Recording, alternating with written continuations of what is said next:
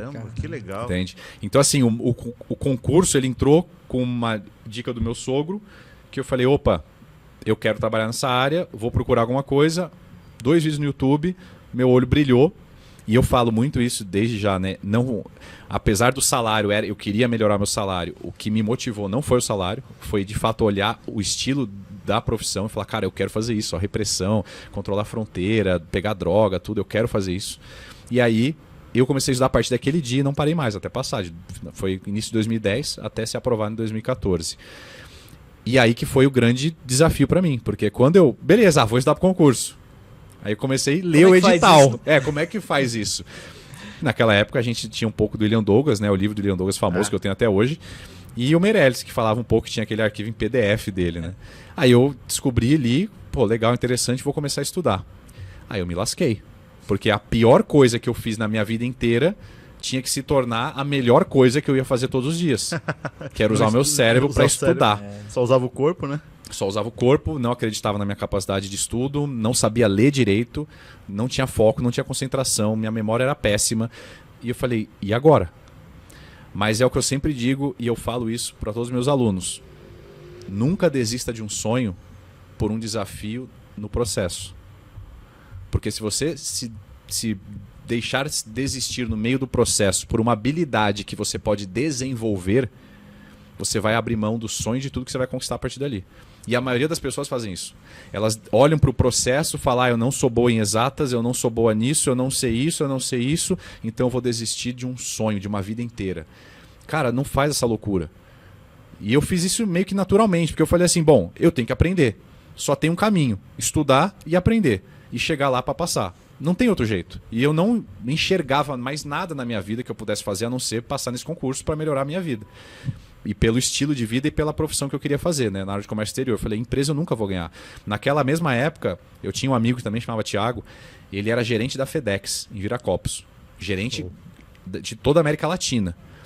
E ele cara, eu tinha começado a estudar para Receita, ele ligou para mim, porque a gente se conheceu na época da Volkswagen, e falou, Thiago, estou precisando de um supervisor de importação aqui em Viracopos, na FedEx. Quer vir trabalhar comigo? E eu comecei a conversar com ele, conversar.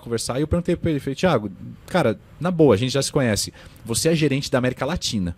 Você coordena a FedEx inteira, em toda a América Latina. Quanto que você ganha? Ele falou, naquela época, ele falou, cara, eu tô ganhando R$6.500 por mês. Caramba. Eu falei, puta responsabilidade, Thiagão, né? desculpa, cara, mas eu tô estudando para Receita. Eu falei, você não tem vida para ganhar 6 mil por mês. Eu vou estudar para fazer algo que eu amo tanto quanto, que é no comércio exterior, e vou ganhar inicial 10. Não faz sentido eu assumir esse cargo na FedEx, que eu não vou ter tempo para estudar. Você ia ganhar menos que 6 mil, porque Ia você ia ser supervisor, ia ser né? supervisor, ia ganhar uns 3,5, 4. É. Eu falei, não vou fazer isso.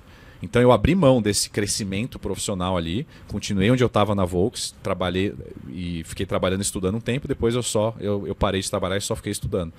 Porque eu falei, não, eu quero a Receita Federal, eu vou fazer isso acontecer. E aí foi o desafio.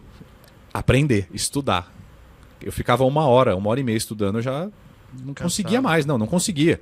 Eu ficava entediado, eu ficava pé da vida, porque eu falava, cara, eu não tô conseguindo aprender nada. Eu estudava ali, 4, 5, 6, a mesma coisa, não aprendia. Eu falava, não vou conseguir esse dia nenhum. Mas assim, em nenhum momento eu pensei em desistir do concurso. Mas no processo eu tive seríssimos desafios, né? A parte de contabilidade exatas, nossa. Contabilidade para mim era o capeta, cara. Eu fiz aula particular com um fiscal de CMS São Paulo, amigo do Meirelles, inclusive, Luiz Muniz. É um cara legal, que não sei se ele vai aceitar vir, que ele já está meio fora da área de concurso há um tempo, mas ele já foi professor de contabilidade também. E aí, cara, eu ia na casa dele de noite, lá em Jundiaí, 2, 3 horas, 2 vezes por semana, pro cara me ensinar o básico. Porque eu não conseguia aprender sozinho. E como eu não conseguia aprender sozinho, eu falei, eu preciso de ajuda. Na época você não conhecia o Silvio Sandi, na época? Eu conhecia o Silvio Sandi, eu tinha o livro do Ferreira, mas eu não conseguia estudar sozinho.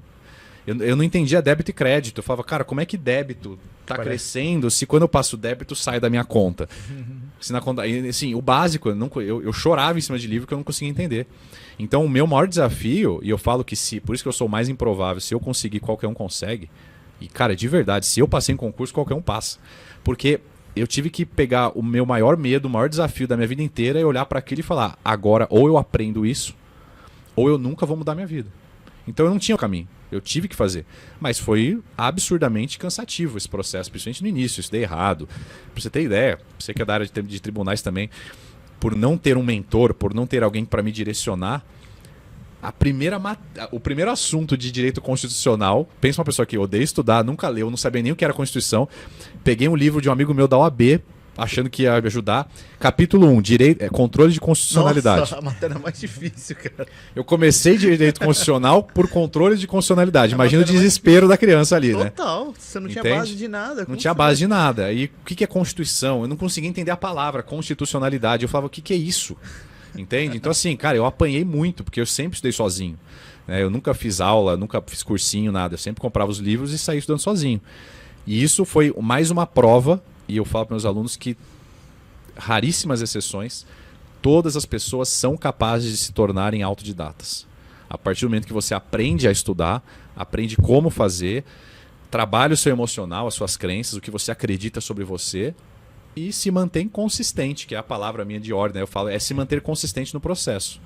Dos meus 4 anos e 7 meses, 2 anos e meio foi jogado fora, no sentido de que eu estudei errado.